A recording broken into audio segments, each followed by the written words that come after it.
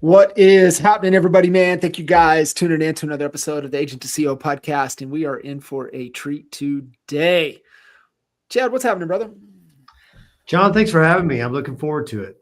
Yeah, man, looking sharp. And Thanks, so, sir. yeah, I'm really, obviously introduction through Ryan and just conversation, being able to connect with you, man. I'm really looking forward to this conversation. Just my intuition, right? Kind of looking at, folks, obviously you've been in this game long enough and as well, but it's always, being able to come across somebody that has built a foundation off of solid principle. And it was one of the things that really made me lean in, with you in your story. And so I'm excited to be able to jump into that. I mean, there's so many different directions that we can really go, but Chad, I would love for you to just, give us a little bit of context, give a little bit of background, and, go as far back as you want, and just kind of, navigate the stories that have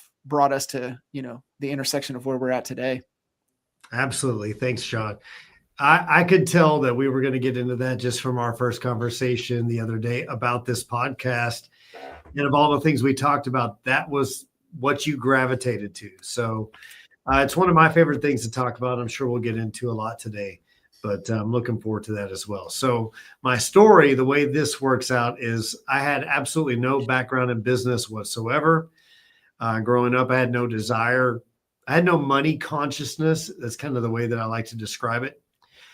Growing up, I played soccer, ended up with a soccer scholarship to college, and I play guitar, still play guitar. Mm-hmm. And that was really the dream. My personal dream was to play guitar all day long, to travel the world playing guitar. And so I literally walked away from a soccer scholarship because I'd started a band in college, and walked away from the scholarship, went all in with music, got signed to a local label, developed a following locally. And maybe a year and a half into that, we recorded an album, and some people thought they were going to make money off of us going out to Hollywood and getting signed to a major label. So I think I was 20 years old. We got flown out to Hollywood, and with 40 of our fans, and we ended up playing a showcase concert in front of all the major record labels at the Whiskey A Go-Go as a 20-year-old. It was totally amazing journey. That was the journey upward. But then when we got those rejection letters over the next several months, I had no life skills at that point. I didn't know how to deal with the rejection, and I just spiraled out of control. So by the time I'm 23, I'm at complete rock bottom, completely broken, can't even hold a job. And so the way I ended up in real estate is at that lowest point, my uncle reached out to me, and he was never a realtor, but he's always been in real estate. And he retired from passive income in real estate when he was 44 years old. And so that was that moment when I was at rock bottom, and he reached out to me and said, "Hey, I know you're struggling. Why don't you come live with me for a while? I've got this 3,000 acre farm. It's got 75 miles of motorcycle trail. Why don't you come hang out with me?" And I took him up on it. So yeah, I would have too. Yeah, right. So we spent months, a couple months driving around, listening to Rich Dad Poor Dad it was probably on cassette. Yeah. Yeah. And then we would go eat at a restaurant, and we would walk out of the restaurant. We get in the car, and you go, "Guess what? I own that building." And then we would go get a car wash, and we'd leave, and he'd say, "Hey, guess what? I own that car wash." And then we did all these things. And I think it really just opened my eyes that there was something else out there, maybe another way of achieving freedom. So I moved back to Texas, saved up some money, got my real estate license. The dream was Rookie of the Year, and I was nowhere close to Rookie of the Year. And so that's how it all got started for me. I love that. So riding around with Uncle, what were like what were some of the main like principles that he really tried to instill into you that you kind of that part of that foundation, right? That we're talking about that we'll get into, but Yeah. is there anything that like you still to this day still think about or make decisions on or Yeah. base what you're going to do off of what, that time with him? Yeah. So definitely part of the foundation came from that time with my uncle.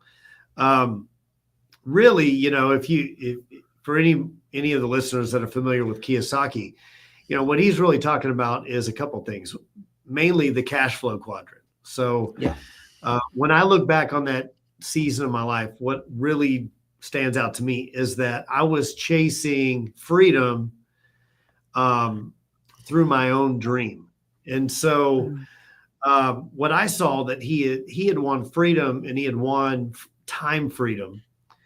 And so when I moved back to Texas, I understood the concept of not just trading time for money from him. And I understood some of these things, but what I didn't understand, I didn't have enough life skills to even pull it off. So I knew I needed to have a positive mental attitude and I needed to do these things, but I ended up needing much more than that. So the way it played out for me is I got my real estate license. And then a couple of weeks after I got my real estate license, one of the guys in the office walks up to me. He says, "Hey, I see you're reading all these books. I can tell you're very focused, but here, just take a listen to this CD." And it was from a men's conference called The Men of Destiny. And the title of that CD was The Home Run Man, meaning like baseball. And in that message, it talked about a man of honor has to have vision, focus, tenacity, and faith. And so I got a hold of this CD. I had not really been to church since I was maybe 2 or 3 years old. And, I didn't know what to expect, but I knew I couldn't do it on my own. So I was listening to this CD and I had just never heard of anything like this with what I call biblical strength or manhood with honor. And I pulled over on the shoulder road and just bawled my eyes out and drove over to my girlfriend's apartment and put the CD in and basically told her that day, like, this is what I'm committing to becoming. And so that was 22 some odd years ago, 21 and a half years ago. And that's my wife now.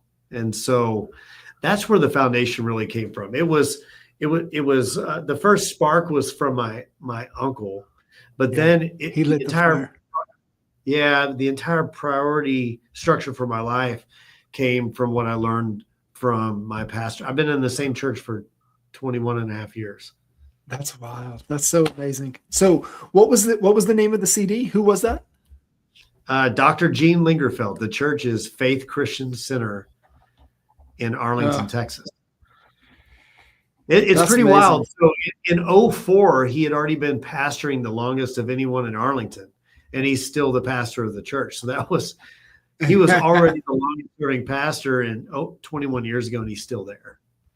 Yeah. That's so powerful, right? When we're at those moments to where, I don't know if it's just completely broken down, but maybe completely open to really receive and willing to listen. And it's how can we be more open and more receptive and more, from a true learner mindset? And it's crazy when those things happen, right? To where we're able to, receive something and it just hits us and it just changes the trajectory of our life and what we're on. And more so like the way we think about things, and just sometimes we just need that framework, right? Like the honor framework of vision, focus, tenacity, faith, right? It gives you a foundation to then be able to build from. And, sometimes we latch on to different foundations and things that don't serve us. And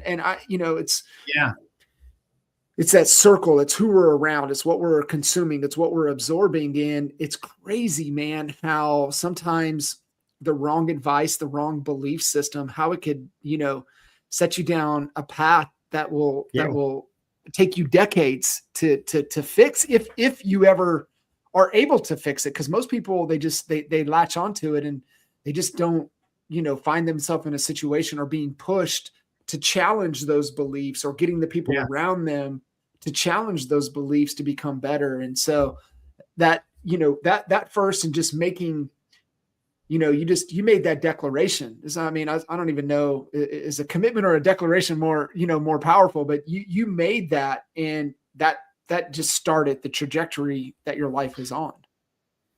Yeah, that's well said. When I look back on it all, I was a shooting star early. And so I just made a commitment that I'm never going to be a shooting star again. It goes even more so in, I look at what happened in my parents' lives, and I don't hold anything against them, but all that didn't work out. And so I think through, how are these decisions going to, I never have been willing to build the business at the expense of my family. Yeah. And so, and that, there's no judgment on that. I'm not trying to make anybody feel bad, but it just, because of what I'd went through, I made the decision that the reason why I would become great in business was so that all these other things would succeed. So that I know you wanted to get into it, but that became the purpose, and it is the purpose to have this priority structure, because what I'm interested in doing is having the best year ever every single year. Mm-hmm. And so that's, and we mentioned honor. That's why honor is one of the core values. Is we call it uncommon honor. So I want to demonstrate honor to the ones who show me the way, and I'm still doing that, right? I'm still doing that 21 years later. And then my goal is to show uncommon honor towards my peers, and then uncommon honor towards the least of these, towards those who you would consider would be someone that could never help you. Mm-hmm. And because I know what it was like when I was helpless. Yeah. And so I just have never forgot. I wake up every day and I remember that what I was capable of at age 23 in my own strength. And that's where I started. Yeah. Well, you built two different disciplines early on, right? The discipline of sport, and then the discipline of music, yeah. Right? You built up two, and there's so many similarities, right? To be great at anything. It takes time, it takes the discipline, it takes the focus, it takes the tenacity. And, in faith context, it's also having faith in the process too, right? And building those disciplines. And, that's for, kind of the organization and coaching program and everything, kind of as we were building coming up. That's the thing that we looked for, right? We didn't want to look to build somebody into a winner. We were looking for traits and attributes of success that they've put in the work to build disciplines on their own. And that was always one of the things that we looked for. Obviously, growing up in your neck of the woods, like I don't care if you won blue ribbon for your, best show pick, like, yeah. Because that's discipline. That takes work to be able to achieve anything. And so, kind of our mantra is like, we don't create winners. We just help winners win bigger and faster. And, yeah. I thought a lot about that, over the years, and I don't even know why I even thought about it last night for some random reason that hasn't even been at the forefront of my mind. And I was like, just thinking through conversations and even the statistics in this industry, what do we have? 74% of agents didn't sell a home in 25, 74% of agents didn't sell a home in 24. It's going to be more of the same this year. Like that's not going to change. And more agents are going to get out. The top producers like yourself and Ryan are just going to continue to gobble up more and more market share is what's happening. And so I'm just thinking through, like, the people out there that are winning like they have a track record of winning. They have a track record of putting things in place to where they've been successful that led them into this life. And like being able to be disciplined. I mean, it never panned out, but you had enough skill and talent to get you to one of the most iconic places in the whole world to play music, as Yeah. well as, you know, the discipline it takes to play any sport, to get into any college. I mean, D1, D2, it doesn't matter, right? You know, enough in you to get a scholarship to go get school paid for. You're doing things right over an extended period of time for that to be true. So that, to me, that success foundation and the working hard is there. And then, you know, then being able to, you know, up on top of that. But I love the honor, and I love, you know, unpack that. Like, what does that mean when you say, man, uncommon honor?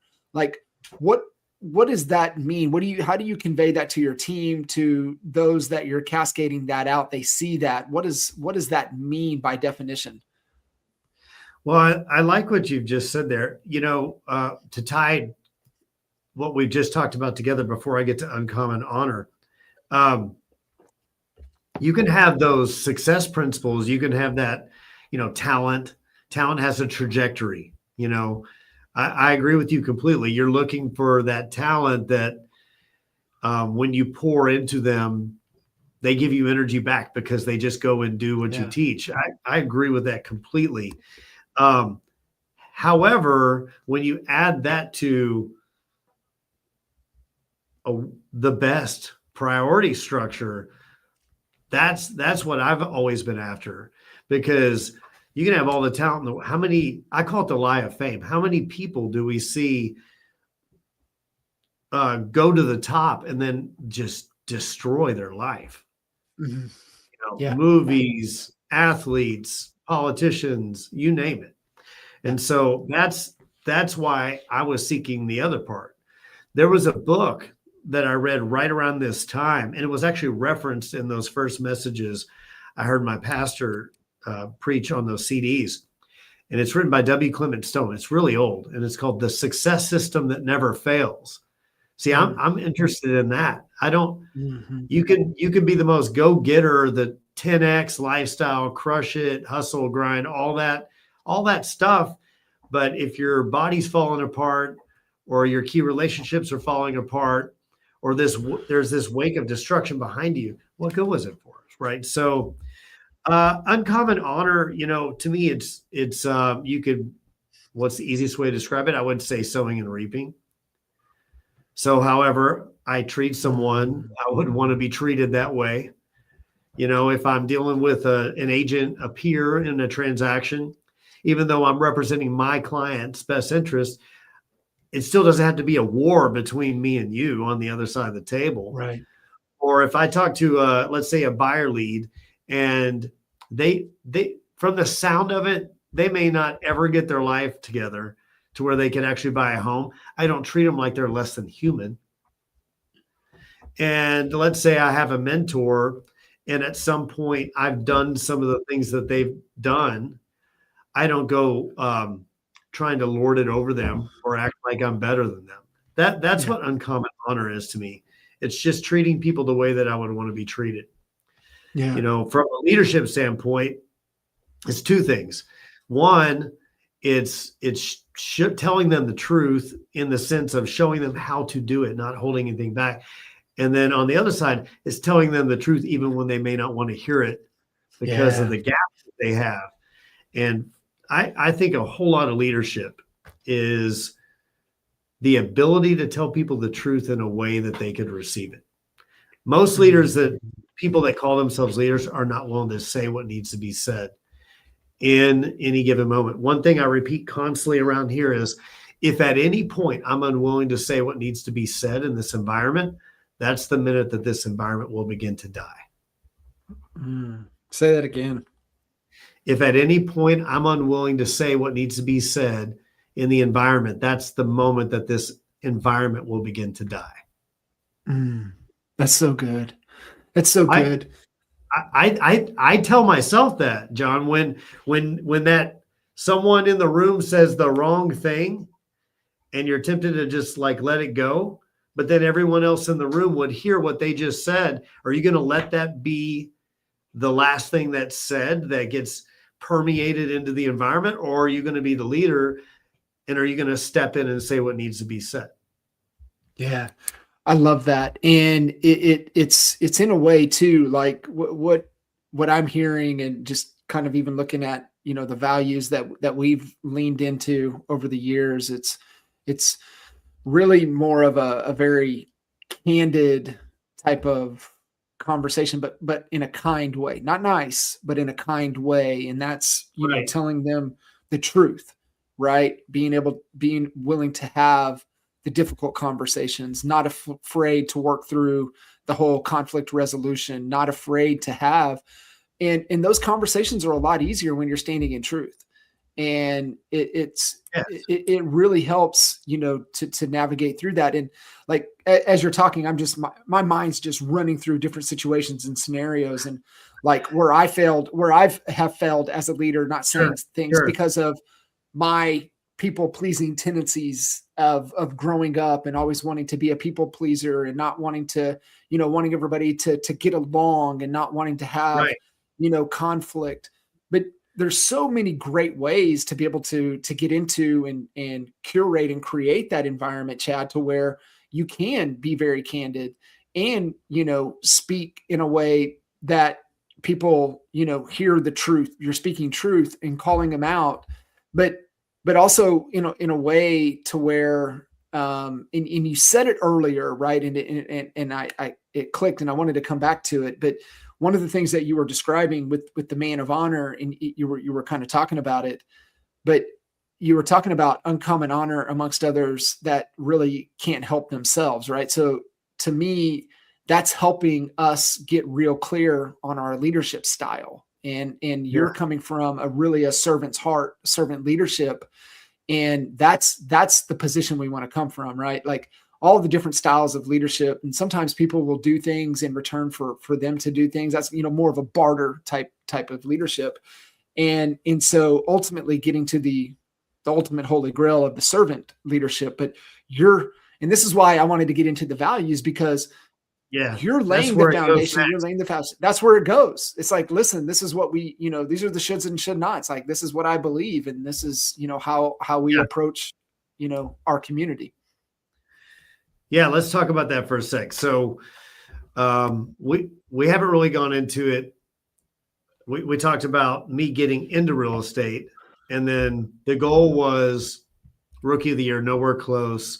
But then I started to build all these habits, and then I met a mentor. He had sold 215 homes the previous year, and it was right before the great financial crisis. And he said, "Look, if you do exactly what I teach in this class, you cannot fail." And I thought, Mhm. okay, well, that works Teach for me. me because I'm good at following yeah, directions. Teach me. you're valid, you're valid, and the track record's there. And I have been going through this intense 3 or 4 year period of really cleaning up my habits based on what I was learning in Faith Christian Center's environment. And so I just went all in, and I replaced my wife's income. I became the individual agent of the year. I fell in love with leadership. And then, I was at KW for 17 years. During that time, we went from a little office of 50 agents to eventually becoming the most profitable Keller Williams office in the world 2 years in a row. And then I think it peaked around 600 to 700 agents. My team was the Mm. top team of the year 3 years in a row in that office.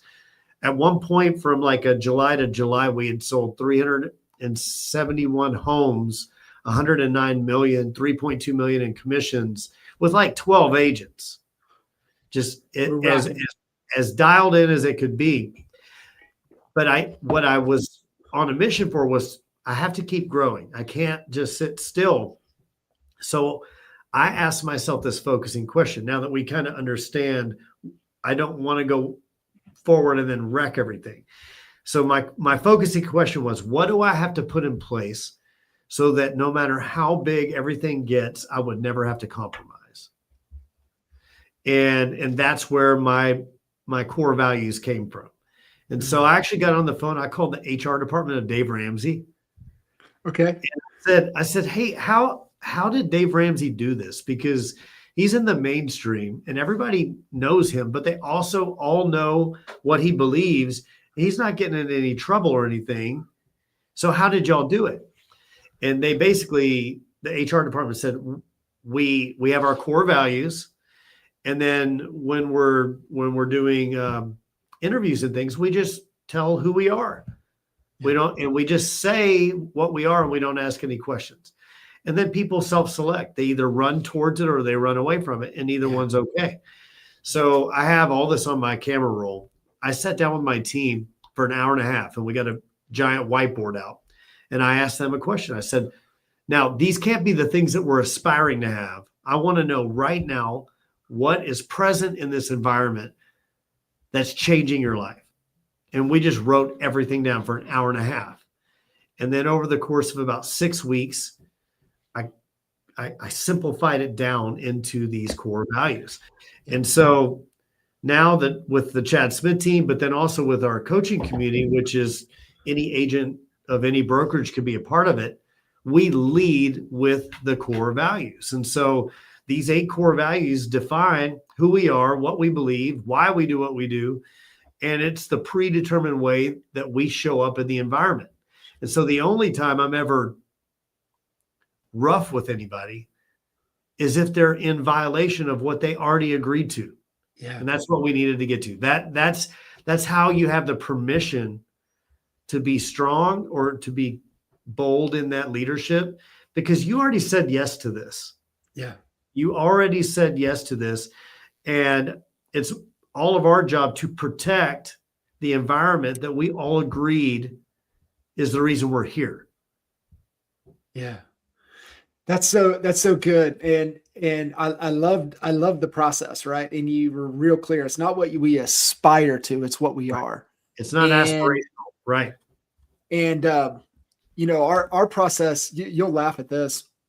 So we started a company out of our office with a gentleman by the name of Matt Wagner. We started Radio and Television Experts. And so that started with our office. Kinder was client number 1 for Matt. I handled for the first 2 years, 3 years, first 3 years, I handled all the back end, all the booking, all of the billing, everything, kept Matt, in line as much as you can. And obviously Jay running and gunning and helping Matt grow rate. And we had, Matt, hosting first rate event. So he held it at our office in Lawton, Oklahoma. And top in the world at the number 1 company in the world, which was KW at the time, Mr. Chad Goldwasser out of Austin, Texas, comes in. And Chad's kind of breaking down his business, and he gets into this thing about core values. And Jay and I are kind of just sitting back. I look over at him. He looks at me and he goes, core values. We don't have any core values. I said, I know we don't. And he goes, man, Chad's number 1 in the world. I like what Chad has. Let's just use Chad's. I go, okay, that's great. Let's do that. And I think a lot of people do, right? They borrow and they don't even really understand what they are. They just want to check the box and say they've got core values. And of course it was a complete disaster. We didn't even look at them. We had them, but we didn't do anything about it. And I forget, the moment where it was just a, eye-opening that we better get some real values in place. And we did pretty much the same exercise However, we just left ours on the whiteboard for a couple months and just let it really marinate. And we were like, okay, what do we really admire? That might've been the word. What do we really admire about that person? Like if we could take one thing away from them that they're like, we just absolutely love, what is it? What about that person? What about that person? Right. What about that person? And we let it marinate. We've had as many as 11. We've had all the way down to, 5, 7, 8 is kind of where it's hanging out about now. And same process, right? We let it marinate for a while before we ran out and got the tattoo, and they continue to evolve. And what's really wild, that took time, just like it took time with you. But what's so crazy now, like with AI, had helped a large merger of a team up in Canada at the end of last year come together. 3 different teams, 3 different cultures, 3 different value system. And so we start working on the vision, bringing everything together, and he's just feeding AI their values, the other team's values, the values coming together. Here's our vision. Where's go? Hey, walk me through this. I want you to, interview me, ask me as many questions, one question at a time until you have enough information. I really want to distill it out. Man, it came out with the perfect 3 core values. It wordsmithed it in a way in like Chad in like 30 minutes of just work. Now listen, multiple decades to get there with the values to then be able to feed it, to distill it down in 30 minutes. That didn't happen in 30 minutes. That happened multiple decades, many different people to be able to drill it down. But it was really wild, right? You have 3 massive teams coming together to form one massive mega team. And the first thing they went to, they knew instinctively they needed to nail the vision and nail the core values before we can move on to anything else. And I was like, this is going to be something special, right? Because if you build it off of that foundation, like you have been able to, and just what I tell people, and I'm a big vision guy, and I love that you said the man of honor. The very first thing is, what's the vision, right? What's the vision? And like, I've left Kinder twice. And the reason was because the vision faded. And he knows, I mean, if he comes back to me and, says, hey man, here's the new vision. What do you think? If I get excited about it, I'll probably jump back on board. Right. And it's just the way I am. And not everybody wants to create the vision, but they want to be a part of a vision to where they feel they can make a difference and they can live the life they want to live. And that's why I tell leaders all the time, especially for somebody like you building a massive following, massive organization, which you have, like, if you didn't have no vision, your key people would be gone. They wouldn't be there. Oh yeah. That's a big part of it. Right. So there's a cool concept. And this ties back to honor, where every dream is a dream inside a dream. Every dream is a dream inside a dream. So people get stuck on ego. I don't want to put my dream inside of somebody else's dream. Every dream's a dream inside a dream. Every dream's a dream inside a dream. So you just have to choose who you're connected to. But another one of my leadership frameworks is the moment that a leader becomes a limiting factor to talent is the moment that you get out of business with that talent. And I just became crystal clear on this. And so the day that there's an agent on the Chad Smith team, and he joined the last week of April 2012. He has 2 master's degrees. He joined for it was either $22,000 or $24,000 a year as an ops person. But he's always been a research. Up to that point, he had always been a research his whole life. So he wanted to learn everything about real estate before he ever became an agent. Well, now we're 14 years in. He sold 81 houses on the Chad Smith team last year, while also helping me build systems. But I told him from the day I met him, I'm not afraid of you being great. And my commitment to you is that I will never become a limiting factor to you. So these are the things that I think leadership requires, right? How many people of all the people we come across ever like nail down that vision? But then who's willing to defend it? Yeah. Because the minute you stop defending it, it'll be over in no time.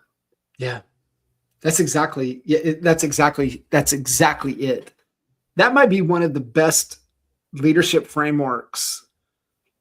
Anybody that's wanting to build anything that's going to attract and weather any storm, the leadership framework, I'm not afraid of you being great. Right. Like that is so good, brother. That is so good. Yeah. Wow. Yeah, I'm gonna let that one marinate. I'm definitely that's a writer downer for sure. That's absolute gold. I mean, that is absolute leadership gold, and it's so many. And one of my favorite kind of, because what gets in the way is ego, right? And one of my favorite concepts is outcome over ego.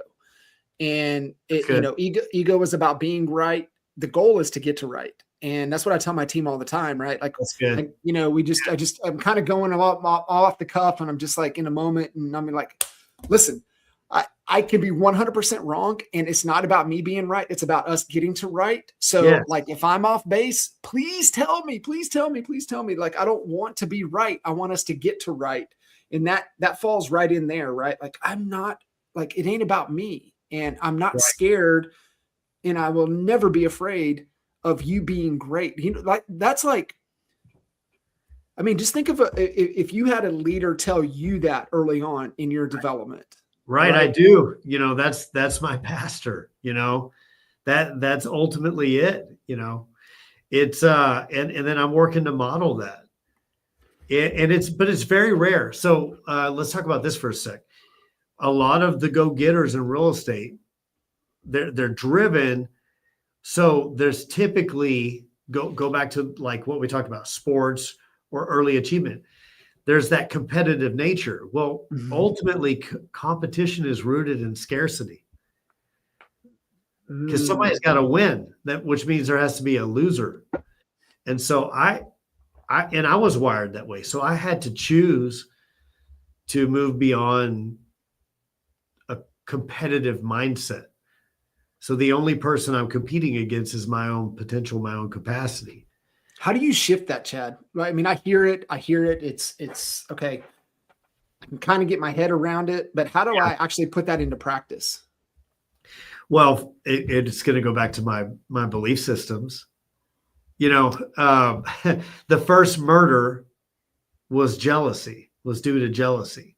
Mm-hmm. And so if you go to Genesis, Cain and Abel are brothers. Abel brings his best to God, and then his brother brings some as an offering. And then it says in Genesis that Cain's his face was downcast. And then so my answer is right here. God says to Cain, why are you downcast? If you do what's right, will you not be accepted? And so that's it. So to me, it's everything operates in seed time and harvest. And so I don't need to be concerned about whether or not John Kitchens crushes it and knocks it out of the park, because if I do the right things, I'm going to win. Mm-hmm. And so the game is not about me versus someone else. The game is about me versus me. And so I think for me, the only way I made it out of it was once I realized that God was actually for me and that all I have to do is just do the right thing. That's how I got out of it. It was funny when we became the number one team in KW Arlington.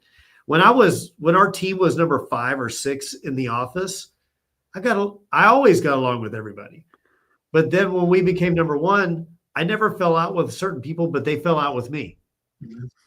Right. And that's this competition thing. So we were walking in the office one day and there was this other team walking out of the office and they wouldn't even acknowledge that we existed. And I looked at one of the guys on the team and I said, don't they realize that we're not in competition with them? And my teammate said, well, you're right. They're not our competition, but I'm pretty sure we're theirs. Yeah. Right. So a lot of people are stuck in this, but if you're a leader and you're threatened by your people, you're never going to go big. Mm-mm. You're never going to go big. You're going to run off all the talent every time. Yeah. Well, how are you going to do something great over the long haul if you're running everybody off the minute they start to get it? Yeah. Well, I mean, it's just you're insecure in your role, right? It's I'm afraid of you being great. That's the exact opposite is what it is. And so how is it the surrounding, is it the mentor, is your pastor that helps you kind of navigate and work through that? Is like for you overcoming those beliefs, working through those situations, like, and just like anything, right? It's always trial and error, right? It sounds good until you actually put it in practice and you're standing in the fire. So for you, how were you able to learn that, embrace it, and really where it's really rooted in for you, and now you just live by it? So it was out of necessity. In 2009, I won the individual agent of the year. So there I was standing there in January of 2010 with the award, like number 1 individual agent of the year. And my first daughter's 1, and then my wife's expecting.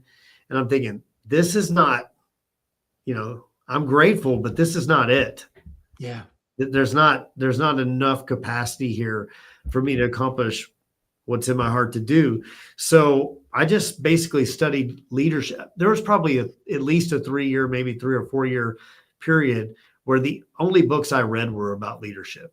And so my first 2 mentors, the real estate agent mentor and then my pastor. Now I was still learning from them, I'm still learning from my pastor on, how to apply what he's teaching. But I there was a second lens that I looked at great leaders on, and it was, how are they dealing with that trouble in the environment? Why do they say what they say when there's a challenge?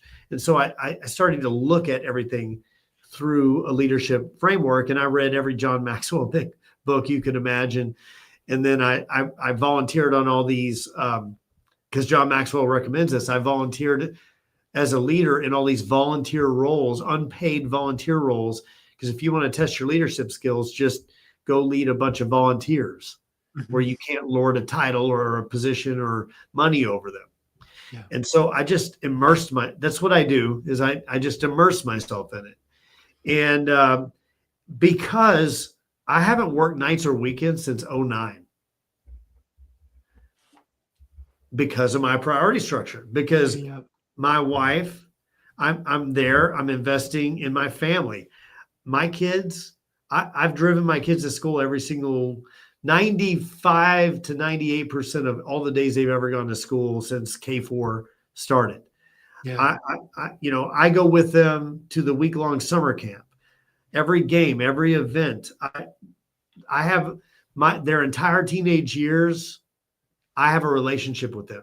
There's no period of the teenage years where people say you lose them. That has nothing to do with me. Yeah. Well, how could I do that? The only way I could do that was by figuring out what my framework for leadership was and then actually living it out. So I've led and empowered and fulfilled what my commitment was to great team members, because it mattered to me to actually be able to be there for my wife and my kids and to serve at church and to do all the things that I do. Well, I mean, you got this. Everybody has the ingredients. You were just given the recipe, and you trusted the recipe. You had faith in the recipe, and you were very fortunate to have a great mentor, multiple mentors in your life that didn't lead you down a wrong path, but led you down a path to where you're able to be today. I agree with that 100%. And at the same time all this has happened, I've watched hundreds and thousands of people leave those environments. Yeah. Or find. Why do you think that is? So this is something I've been talking about a lot lately. Why is it, in the same way that the minute you start, tell me if this is true for you, the minute you start talking about, let's say, organizing your morning and having a morning routine, or saying business affirmations, or having a vision board, or writing out your goals, or tracking your KPIs, paying somebody to do a profit and loss statement, all the things that are actually the ingredients that would help you. The minute you start talking about them, people start saying things to you like, oh yeah, I've heard that before. Mm-hmm. I tried that. That didn't work. I've heard that before. Yeah. But yet, if you walked up to these same people and you started talking about the Dallas Cowboys or the Patriots or the Seahawks or you name the sports, or you started talking about politics to some of them, or you started talking about celebrities or whatever's going on, you could have the exact same conversation about that stuff over and over again, and no one would ever go, yeah, I've already heard that about the Dallas Cowboys 36 something odd years in a row. It's like the exact same season, right? But they never say that when it's inconsequential. They only do that. And so I think it's almost like a defense mechanism or like a reverse polarity of a magnet, where they're literally repelling success and the things that can help them. Yeah. So that's the only explanation for it, because it's how what I talked about this in our meeting this morning.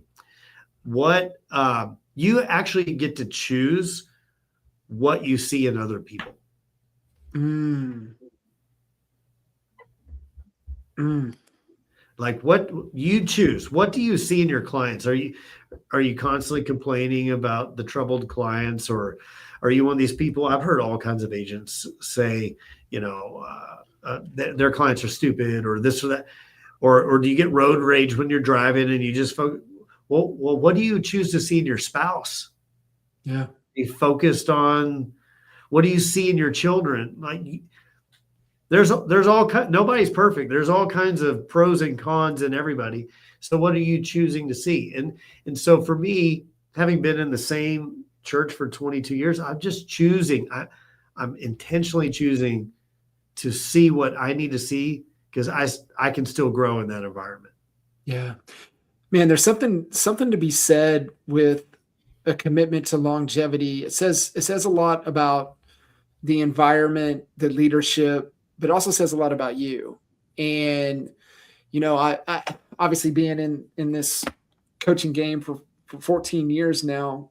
I've got clients that I've been working with for 14 years, and the ones that more stability, like they have more stability in their life, they have more foundation in their life. They're rooted in truth, and there's so many out there that like are looking for the quick fix, right? Oh They're yeah. looking, they're Oh they're yeah. they're just they're just shuffling, chairs on the Titanic. They're just not really like, all right, let's get this out of the way. Where's the real issue? Let's fix that. And then we're going to go fix the next thing. Then we'll fix the next thing. We'll fix the Right. next thing.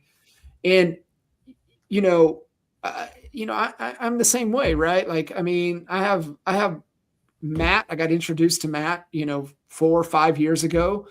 I'm still with him, right? Like, are there times to where, I'll go a couple months and just like happening, but then just commit it to it, right? And there's just something to be said about that. People that, are committed to do the work versus looking for the easy button. And the easy button is work. I mean, it's just do the work. That's the easy button.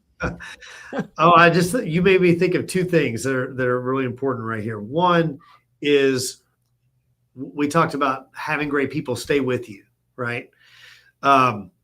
Because I'm still helping my pastor, my leader's dream and vision come to pass.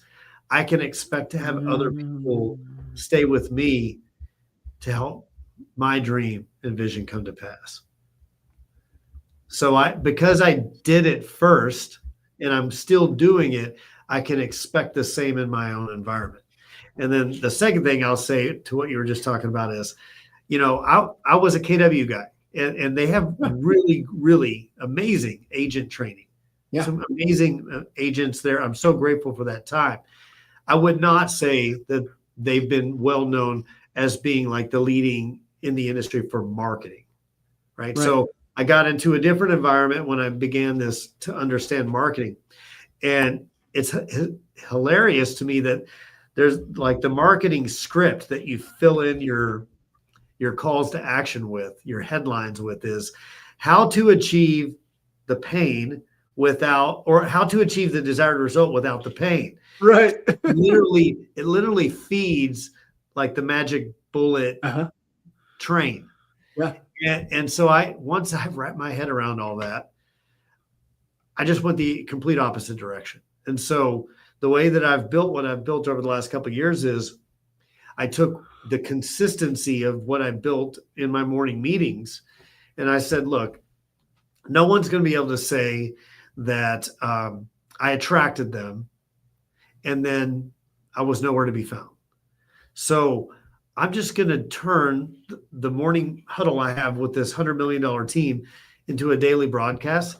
And I'm just going to pour into whoever shows up 260 plus times a year. And then I'll make it their fault. If they don't succeed, it'll be on you, because I'm going to be there. I'm going to be there every single day. Unless it's a major holiday, I'm sitting right here with my game face on and I go live, and then I give them all the answers. And then I'm just looking for the winners to help them win. That's it. I love it. That's so good, man. And I love that with, the daily, and I mean, it goes back to, kind of what we were talking about, and just even how you were built, being able to build two disciplines at a young age. But you said some absolute gold in there. I'm not going to let it just slide on by. Okay. It's a and you know being a little bit older, grandparents probably more so than parents, a little bit older, you know generation. And I think a lot of this is obviously rooted in faith and in church. But what you said about, I was so focused on helping others achieve their vision, Yeah. that if I'm helping, and if I'm modeling that behavior and that leadership style, it's going to be contagious, and people are going to see it, and then they're going to want to help me achieve my vision. So it just cascades, and it continues to rip the ripple effect of being able to do Right. that. And that's just absolute gold. It's just an absolute reminder, right? Like, if you come from that positioning, and you said it earlier, right? I mean, this is all another to your leadership style, right? It goes right into that, from you really truly embodying and what it means to be a servant leader in all that we do. And it's the ultimate, right? It's what we're all striving to get to. And yeah, do we bounce around to, sometimes we're a little selfish, of course. Sometimes we're a little selfless, of course. Sometimes we want to barter, of course. But where do we live? And man, you're living in that servant leadership role. So Chad, obviously through, decades with your church and with your pastor, almost 2 decades in the KW ecosystem. I mean, you're definitely, doors are opening for the top of the top rooms, for Yeah. the level that you guys have been operating at. But you mentioned, obviously reading all the Maxwell books, but were there any other leadership books that you dove into, that, like, one that still sits on your desk that you reference back to, that really helps you, in any type of leadership situation that you'll go back to? Yeah. It's called Wooden on Leadership. John Wooden, Wooden. He won Mm. he won 10 national championships with UCLA and had 2 undefeated seasons. And a lot of this, just executing on the plan. I could even attribute some of the non-competitive side to Wooden, because that John Wooden, I mean, 10 national championships, 2 undefeated seasons. Remarkable. He didn't even do typical attraction. Like, they didn't do college recruiting. And he also didn't do scouting reports on the teams that they played against. The only thing that they did is focused on fundamentals. They had a pyramid. They had a pyramid of all their core values that he taught, and then they just worked on executing on their game plan. That's what I'm doing. So I literally, on my phone right here, those are my 8 core values, and I have my own pyramid. Right. Oh, I love that. So that's ultimately what I'm doing. And something that just came to mind is I mentioned that I started this coaching community, and I didn't want the brokerage to be a limitation, because it's just, these are the core values. If you're in alignment, come be part of it. We'll grow together. Well, because that was going so well, a startup brokerage came along, which I have no desire to be a broker. Like, I believe that when you have your realtor hat on and you're serving your clients, you're a fiduciary. So it doesn't even really matter what you believe. You're there to put their interests ahead of your own. Yeah. So when I met them in the startup brokerage, I said, hey, I'll help you in the best way I can, but I just want to make sure that while I'm doing this thing over here, that's my own coaching community, that you're okay with that. And they were like, yeah, no, we would never interfere with that. We want you to do that. Well, now I have another person that I'm helping them fulfill their vision, their dream. And so I love that. Like, I love helping leaders fulfill their vision. And then I have hundreds, if not thousands at this point, people helping me fulfill my vision. And so to me, you said it earlier, I think it's only an ego to think that you're the only one with a vision. Yeah. Right. So you're just looking for alignment. And so, I'm helping Realty of America fulfill their vision. I'm helping Eddie Garcia and Mark Demas. They asked me to be the director of education for that entire company. So I spent a whole year and I built like end to end everything that I could think of that would empower agents and gave that into that environment. Well, that's just another seed sown so that I know that I can go even further and meet more and more people, and my reach would be even greater to meet more people to talk about what I love talking about, which is the core values of the Real Solution. Mm. Oh, I don't think I told you So the name of the coaching community, the Real Solution. So the Real Solution. The Real Solution. So the name of it comes from a lunch I had with one of my best friends. And so this is way back like 2010. He was a rookie at Keller Williams. He had been working on the oil fields and had a major accident with his leg. And he thought, I've got to get out of this or I'm going to die. Yeah. So he's a rookie agent, young man, early 20s. And he's like, I want to pick your brain. I'm going to take you to lunch. So, all right, let's go. So we go across the street. We sit down. He's a high D. He's just direct. He's like, so how'd you do it? And I said, well, do you want the Keller Williams answer or do you want the Real Solution? And he was like, oh, man, give me everything. And that's when I walked him through like, hey, I have this priority structure because I don't want to have one.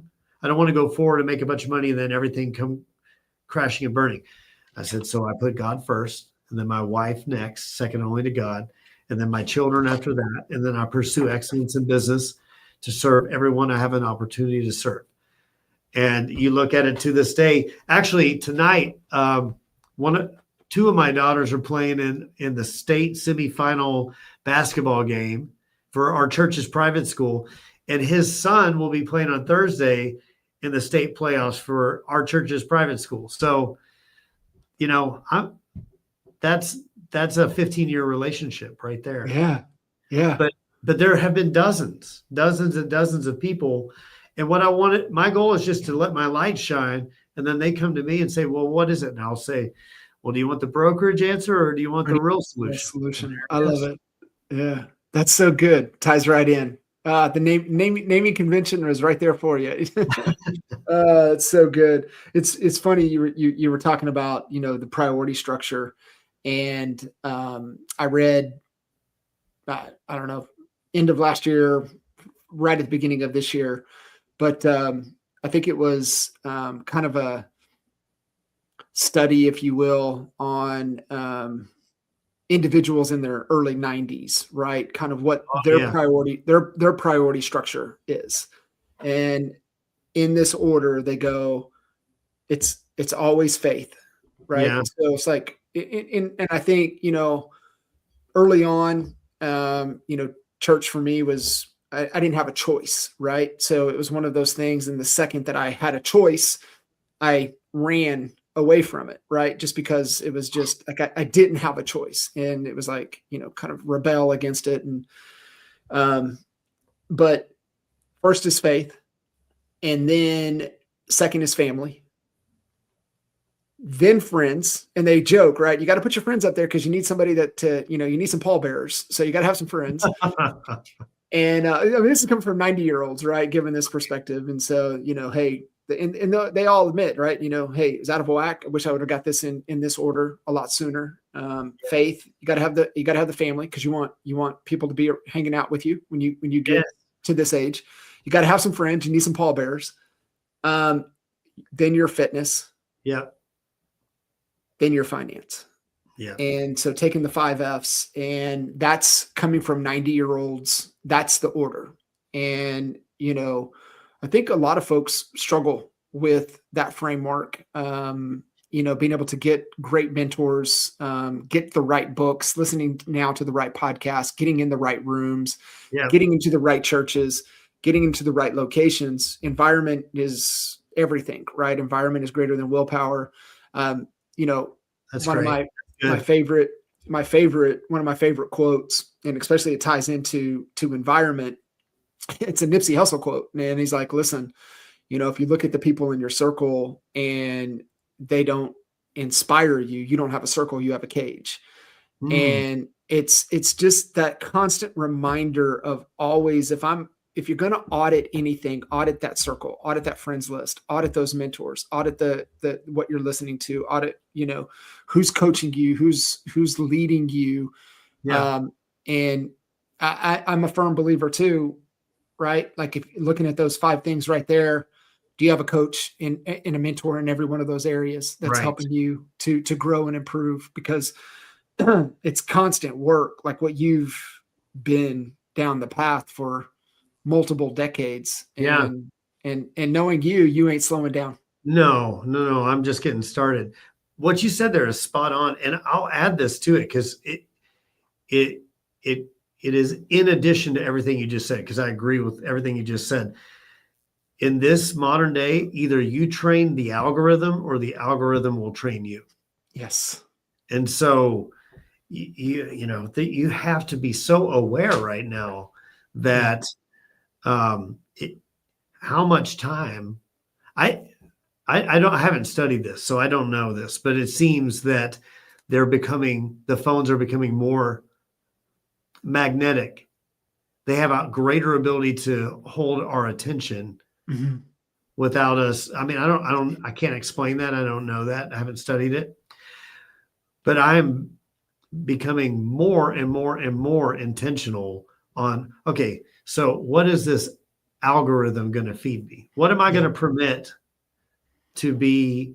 Now, I've always been pretty strong on this. I mean, I'm very careful about what comes in through my eyes and my ears, but I'm just more aware with AI, because you realize that everybody that watches this, hopefully they realize that when you scroll, that's AI. That type of AI has been around a whole lot longer than interfacing with ChatGPT or Grok or one of those. And so it's just in the same way, if your friends aren't inspiring you, is your feed inspiring you? Yeah. Because if it's not, it's the same thing. Yeah. Fix It's it. the same thing. Right. That's the thing, right? Like laughing with anybody or their coach, you hear them, you're like, man, my feed is trash. And I'm like, well, you caused that. Like that's on you. You did that. Yeah. Right. Yeah. And the default is negative. Like Always. you go pull a brand new iPhone out of the box and you create a brand new like identity email address, and you just tell them you're your age, and it will send you the recipe for destruction. Yeah. 100%. And so that's how serious we have to be about it. It's your life. What are you going to do? What are you going to choose to focus on? So good, brother. Chad, we can go on for days, man. I really, really appreciate you carving out the time, jumping in here. I knew this was going to be absolutely fun. I mean, I have notes upon notes upon notes, and like there's so many great little nuggets that came from that, and can't wait to go back through and re-listen to a lot of the things that you said. There's so much truth and meaning in a lot of the things that you shared. So brother, appreciate you a ton for jumping in here and sharing your wisdom, and man, I can't wait to run it back and do it again with you. Awesome. Thank you for having me. It's been awesome, and I'll see you on the next one. You got it. Guys, connect with Chad. I know we've been scrolling down here. Best way to follow at DFW Real Estate Team, Chad Smith. Chad, any other ways that they can get connected with you? Best way to get plugged in? Yeah, that handle is actually our team handle. So my personal Instagram is at Chad Smith Real Solution, or you could go to therealsolution.com. Okay. I love that. It's good stuff. Guys, get out there, follow Chad. He is definitely someone to pay attention to in this industry, doing things the right way, making decisions off of our values. And man, I'm excited to watch the continued growth. And I know our paths will cross many, many times. Awesome, John. Thanks for having me today. I appreciate you. Appreciate you. Thanks, guys. See you.